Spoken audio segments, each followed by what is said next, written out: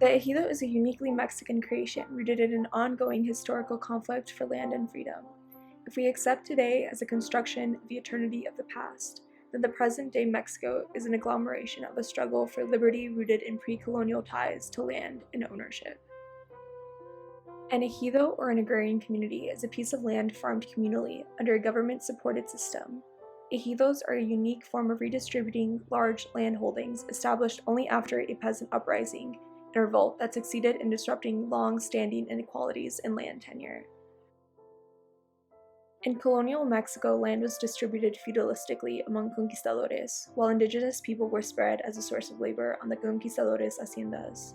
Peonage, or a system of indentured servitude in which indigenous people worked for Spanish colonizers, is established. The term hacienda is derived from hacer, or to do, highlighting their purpose as centers of production. Porfirio Díaz's dictatorship from 1876 to 1910 succeeded in major capitalist development and the privatization of land, resulting in large land holdings, or haciendas, under latifundistas, or owners of large estates. Campesinos lived and worked in precarious conditions on the land of latifundistas, receiving little to no pay.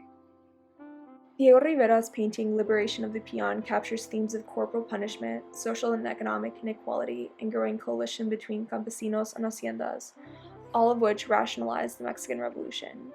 The hacienda in the background is consumed by a revolutionary fire, while sympathetic revolutionaries finally free a broken campesino from his suffering and exploitation. Rivera highlights the building resentment and imaginary of the soon-to-come revolution.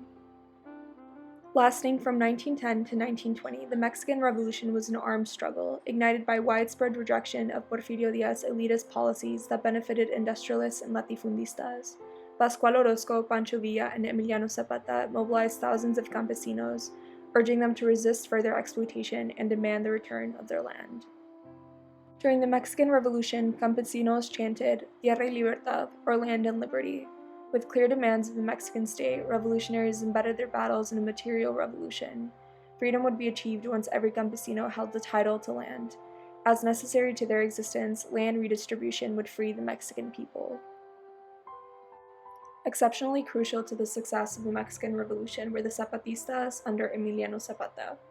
Zapata was known for promoting liberatory ideas within his fellow campesinos. Together they accomplished overthrowing their latifundista, occupying the land they worked on and redistributing it among each other. His work continued to spread beyond that hacienda, reaching campesinos all over southern Mexico. In yet another of Diego Rivera's paintings, Agrarian Leader Zapata, Rivera glorifies the victories of the Mexican Revolution and immortalizes Zapata. Although positioned in the front, Zapata wears almost angelic peasant clothing. He is one among all. Using their farming tools as weapons and with clothes pure of the dirt of their exploitative work, the Zapatistas claim ownership of a latifundista's horse, a symbol of their collective victory.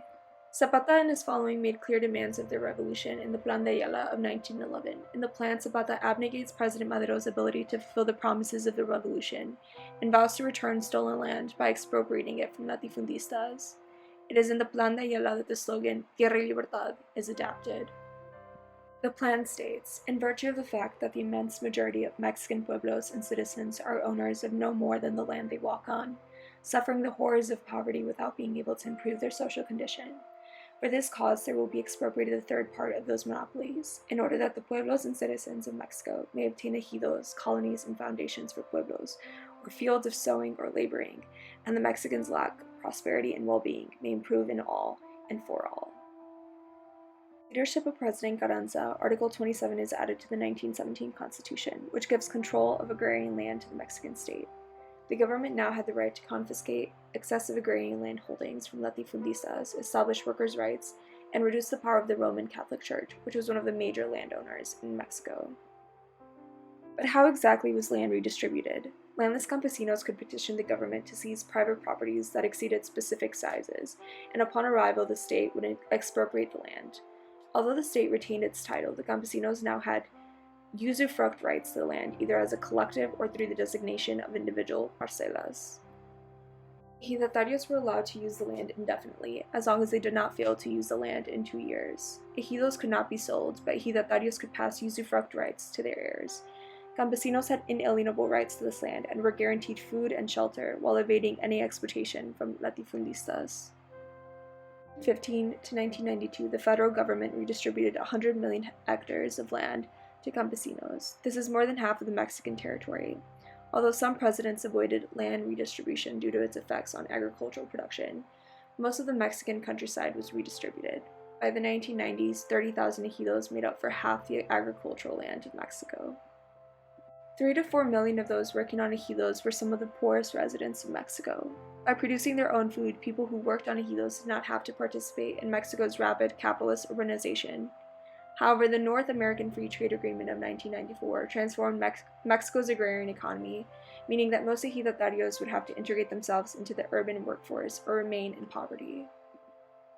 After a period in Mexico's history called El Milagro Mexicano, spanning from 1955 to 1970, Mexico urbanizes rapidly, forcing campesinos to migrate into urban centers for employment.